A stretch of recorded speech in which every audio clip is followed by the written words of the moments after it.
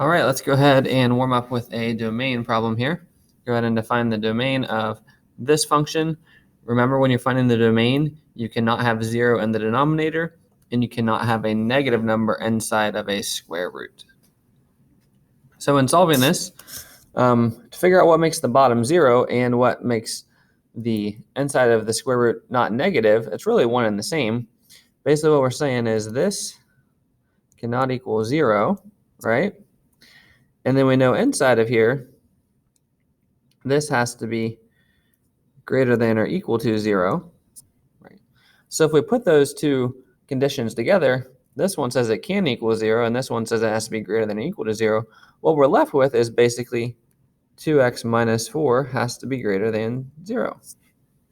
And if you remember from the shortcuts from that other video I had you watch, there was really 5 scenarios. In the scenario when we have the radical on the bottom, square root on the bottom, then we're just setting the inside of the square root greater than 0. And then we just solve it from here. Add the 4 over. 2x greater than 4. Divide by 2. So x has to be greater than 2. And writing this in our interval notation, that would just be 2 with a parenthesis to infinity. We use a parenthesis with the 2 because it does not include 2. If it had included 2, then we would do a bracket. So bracket means it includes. And parenthesis means does not include. So if it had been like 2 or bigger, this is just greater than 2. If it has been greater than or equal to 2, we do a bracket. The infinity always has a parenthesis. Positive and negative infinity is always a parenthesis, because you can never actually reach infinity or negative infinity. It's more of a concept. You can never reach it, so we always use parentheses. All right. Topic for today, we are going to be talking about domains some more. So if you're a little confused on that still, we have a little more practice on that. But we're going to throw in some other key features that we've learned this year and some other things that you probably just know from the past. And we're basically going to draw a bunch of conclusions about a given function. So these problems are taken out of your book. We're going to do 3 of them together, and then you've got a couple to do on your own. So let's go ahead and jump in. There's a lot of parts to these, but if we just take it step by step, you'll see that all of this, hopefully you have at least some familiarity with. So here's our function. The first question is the point -1, 2 on the graph? Well, this point consists of an x and a y value. So all we're going to do is plug it into this function and see if it's true. Another thing to keep in mind, whenever you see f of x, that is the same thing as y. So just think of it as y. So instead of thinking of this as f of x equals, think of this as y equals. Because remember, f of x and y are interchangeable. It's just called function notation if it has f of x. So if we want to check this, all we're going to do is replace the y with 2, f of x with 2, equals 2 times -1 squared minus -1 minus 1. And we're going to see if this is true or not. Is it true? Well, we've got 2 equals. -1 squared is +1. +1 times 2 is 2. This becomes -1 minus -1 becomes a +1. And then we've got a -1. Those cancel, so we do have 2 equals 2. So that would be yes. Number 1. All right. Part B asks the question, if x equals -2, what is f of x? So in other words, think of this not as f of x, but think as y. If x is -2, then that's what's y. So when we solve this, just replace the f of x with y, we get y equals 2 times -2 squared minus -2 minus 1. And we're just going to figure out what that equals. Well, -2 squared is 4. 4 times 2 would be 8. 8, this becomes +2 minus 1, so that would be 9. So y is 9. It also says what is the point on the graph. Well, we just take the x that we had and the y there, so it would be -2, 9. So things that we've all done before, just maybe in a different way of looking at it. All right, part C. This one asks if f of x equals -1. So again, think of this f of x as y. So saying if y equals -1, what is x? All right, so in this case, we're going to replace the y with -1, or the f of x with -1, and we need to solve for x. All right, in doing this, this might be one of the harder things because we might have to think back to some factoring techniques here. We want to get the x's by themselves, essentially. When we add the 1 over, that actually cancels out. So we get 0. We have 0 equals 2x squared minus x. Now, when we're factoring, if we have two terms like this, the factoring technique that you want to use is called the greatest common factor, GCF. But you can see both of these have something in common. They both have an x. So we can actually pull out an x. The 0 equals x times 2x minus 1. So this is called the greatest common factor. Pulled it out, and it's the opposite of distributing. So if you were to distribute it back in, you would end up with the same thing. And then since we have this factored out, we set each of them equal to 0 there. So we got x is 0 and 2x minus 1 equals 0. This one's already solved. And then when we solve this one, add the 1 over and divide by 2. So these are our two answers. X equals 0 and x equals 1/2. And then it says, what are the points? Well, we got our x coordinates, and the y for both of these is -1. So we have 0, -1, and 1/2, -1. Those are our 2 points. The next question asks what you guys were doing on the last lesson, which is the domain. If you remember, the domain for any polynomial, this is just a regular polynomial with no fraction or square roots. Any regular polynomial, the domain is always -infinity to positive infinity. Or if you wanted to say all reals, that's fine too. All right, E is the x-intercepts. Now this is from earlier this year. If you remember x-intercept, you plug 0 in for y and solve. So x-intercepts, we would substitute 0 in for y, or remember that's f of x. So 0 equals 2x squared minus x minus 1. And we do have to try to solve this. Now, you might have a little bit trouble with this, depending on how good your factoring skills are. So this might be the one part that you guys struggle with. If you do, just do the best that you can on this part. But let's go ahead and look at this.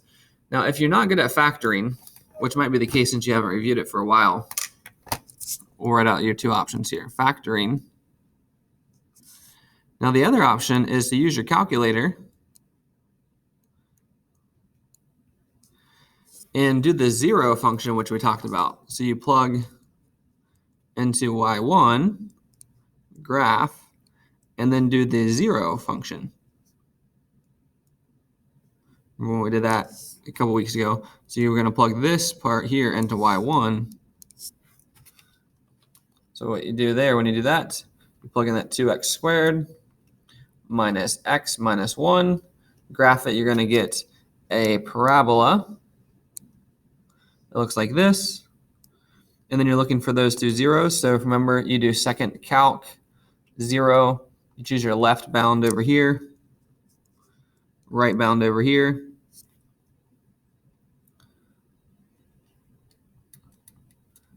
And you get x equals -0.5.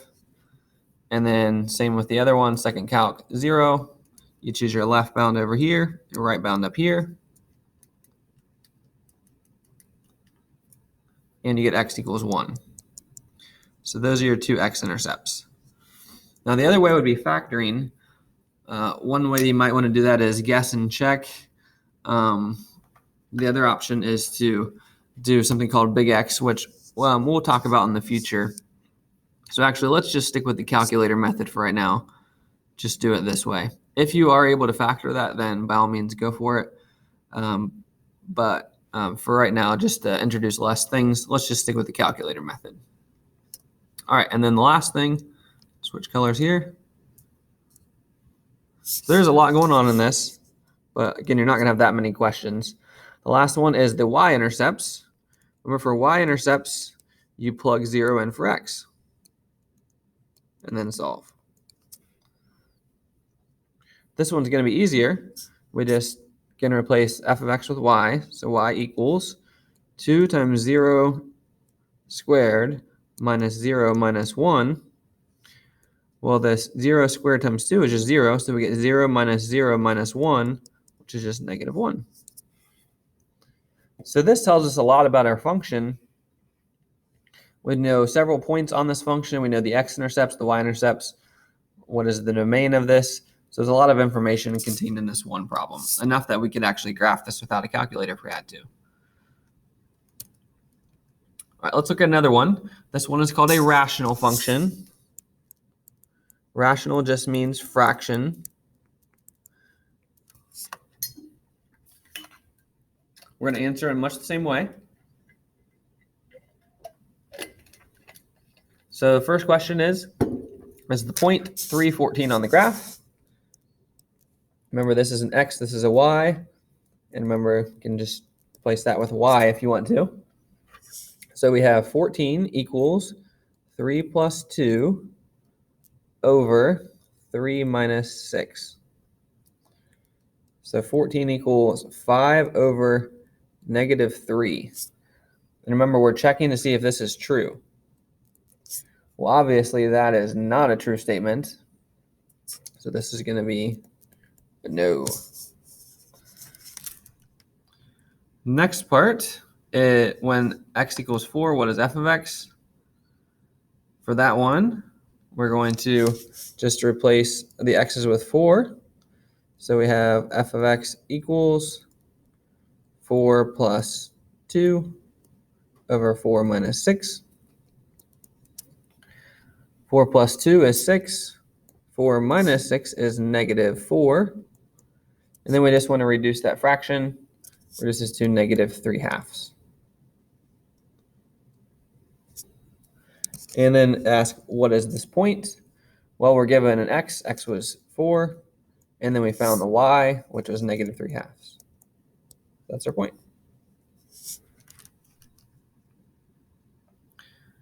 The next one, if f of x is 2,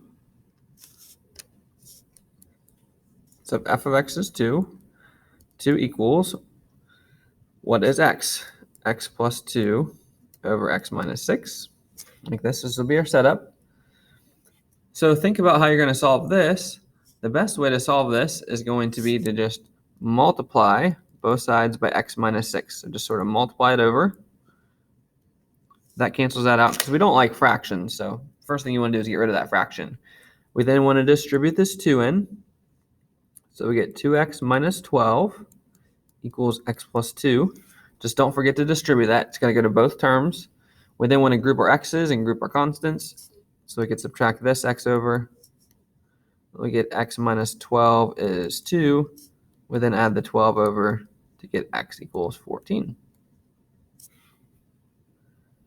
And then ask, what is that point? Well, we got our x was 14, and the y that gave us was 2.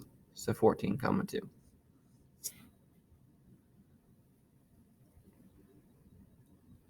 The next question is, what is the domain? Now, this one is a rational function, which means we cannot have 0 in the denominator. No 0 in denominator. So all we want to do is just set the denominator equal to 0. X minus 6 equal to 0. And solve it. We just add the 6 over. So basically we're saying x cannot equal 6. Because we don't want it to equal 0. So we're saying x cannot equal 6. Which means it can be everything else. Sorry. And interval notation, that would be negative infinity, comma, 6, parenthesis. So notice it's parenthesis because it doesn't include 6. And then we do a union symbol, parenthesis, 6 to positive infinity. So that's saying everything from negative infinity to positive infinity except the number 6. You could also just say all reals except like not 6 or something like that.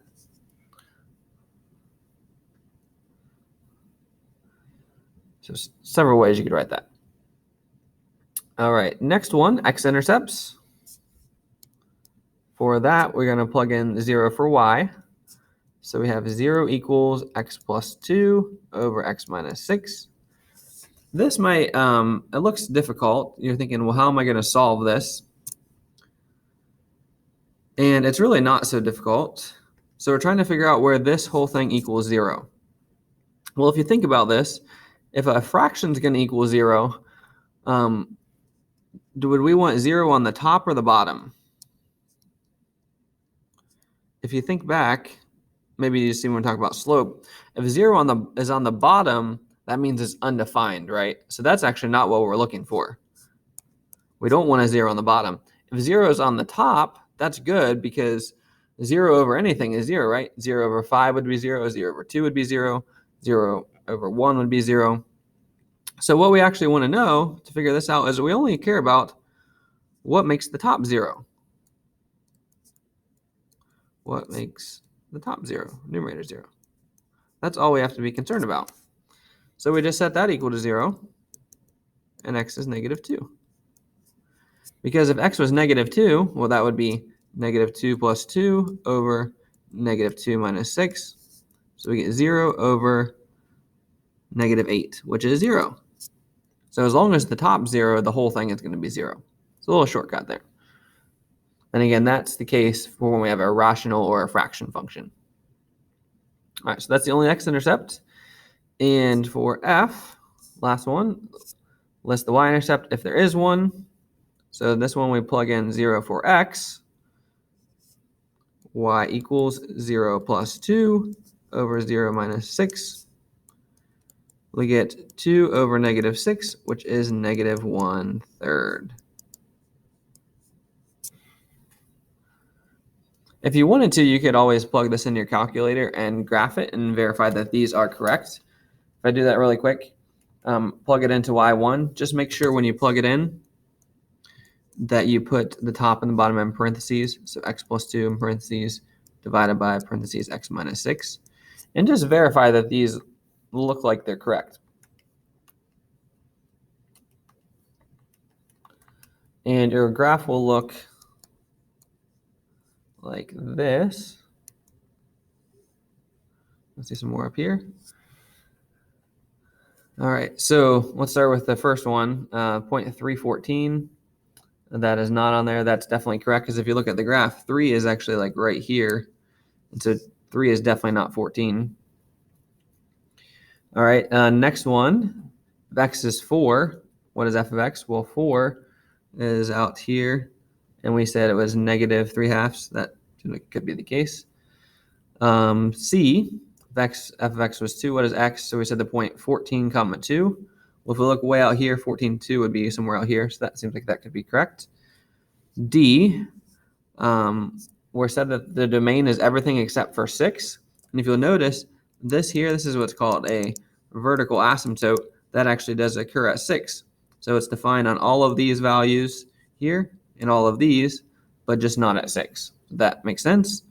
X-intercept of negative 2, you can see that it does cross out here at negative 2. Y-intercept, we said, was at negative 1/3, and does where it crossed down here at negative 1/3. So it looks good. All right, let's look at a couple more real quick. All right, first one here, the point negative 1, 1, is that on the graph? Well, we think, remember again, this can just be y. This is our x and y. We have 1 equals 2 times negative 1 squared over negative 1 to the 4th plus 1. This becomes 1 equals negative 1 squared is 1, so it'll be 2 on top. The bottom is just 1 plus 1, so we get 1 equals 2 over 2, which is 1. So that's good. It is true. Yes. Part B, if x is 2, what is f of x? So we plug in 2 for all the x's and just solve it.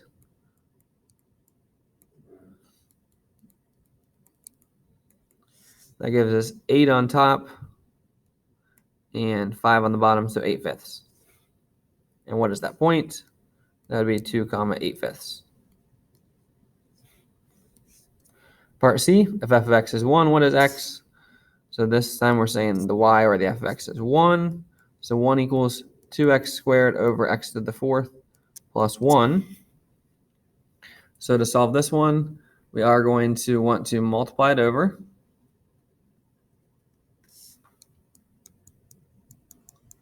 Both sides to get rid of that fraction.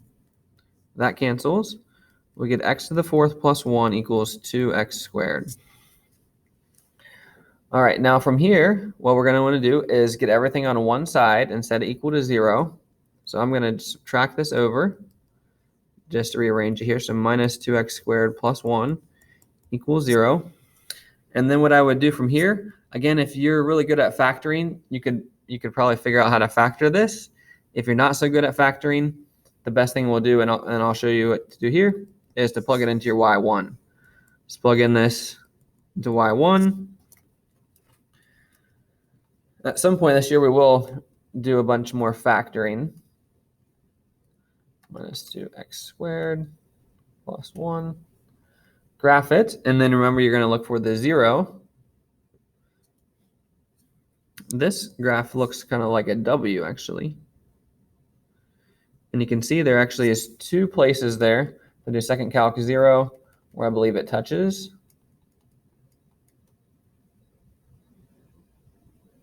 We got x equals -1, and then if we do over on the other side,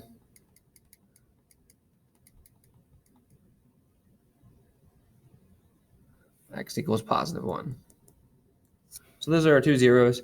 If you're curious how this would factor, if you did it that way, it would be x squared plus 1, sorry, x squared minus 1 squared would be how you would factor this.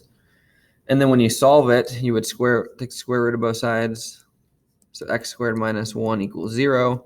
We would then add the 1 over, take the square root, and the square root of 1 is plus and minus 1. So that's where it comes from, if you did decide to factor that. All right, next one, part D. Oops. What is the domain? Sorry, trying to change colors here, and sometimes it switches. All right, D, what is the domain? So for this one is a rational function. Domain has to be anything except for when the denominator is 0. So that's what we want. Set that equal to 0. X to the fourth equals -1. Now, to get rid of this fourth power, we would take the fourth root. However, you can never take an even root of a negative number, right? In the same way that you couldn't take the square root of -1, because that would be an imaginary number. Since this is a fourth root is an even root, this will not be the case either. You can never take the fourth root of a negative number. If you try to do this on your calculator, you'll get an error or does not exist or something like that, because you can't. That will never be the case. You can never get that. So if there's no things that would make the denominator 0, that means the domain is actually -infinity to +infinity. Because if you look at the original problem, think about if you plug any number in. If you plug in a positive, say 3, 3 to the fourth power is a big number, +1, well, that works. If you plug in a negative, say -3, well, you're going to do -3 times -3 times -3, it's -3. It's going to become a positive number, and then you're going to add 1 to it, so it's obviously going to be an even bigger positive number. So there's no way you could ever get 0 down there. All right, E, the x-intercepts, that's where we plug in 0 for y. We get 0 equals 2x squared over x to the fourth plus 1. And just like on the last one where we had a fraction, to figure out where this whole thing equals 1, all we have to worry about is the top. We just set the top equal to 0. So kind of the opposite of when we do the domain. When we solve that, we just divide by 2. That stays 0. Square root of 0 is 0. X equals 0. And that would make sense if you plugged in 0 into that function, you would get 0 over 1, which is 0. And last but not least, y-intercept, we plug in 0 for x's.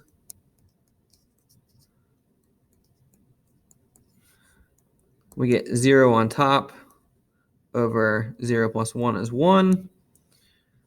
So that is also 0.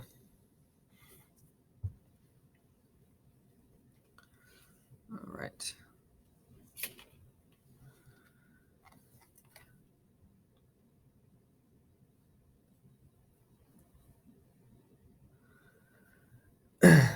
So from here, let's go ahead and look at the last one.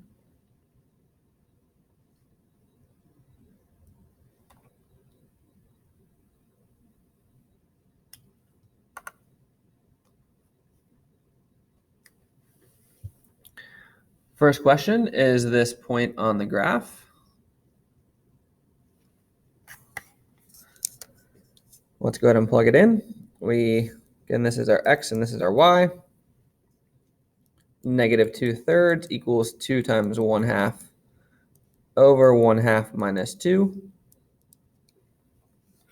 So we get negative 2/3 equals 2 times 1/2 is 1. 1/2 minus 2 is actually negative 3/2. You might struggle a little bit with this, but you can always plug that in your calculator and see if you get the equivalent decimal. To solve this, then when we have a fraction inside of a fraction, we have to keep it, switch it, flip it on this side. So it'd be 1 over 1 times, you flip the bottom one, negative 2/3. So it turns out that you would get negative 2/3 equals negative 2/3. So that'd be a yes. Part B, if x equals 4, what is f of x? So we plug in 4 for all the x's. F of x equals 2 times 4 over 4 minus 2. We get 8 over 2, which is 4. And then what is that point? Well, we plugged in 4, and we got out 4. So 4 comma 4. Part C, f of x is 1. What is x?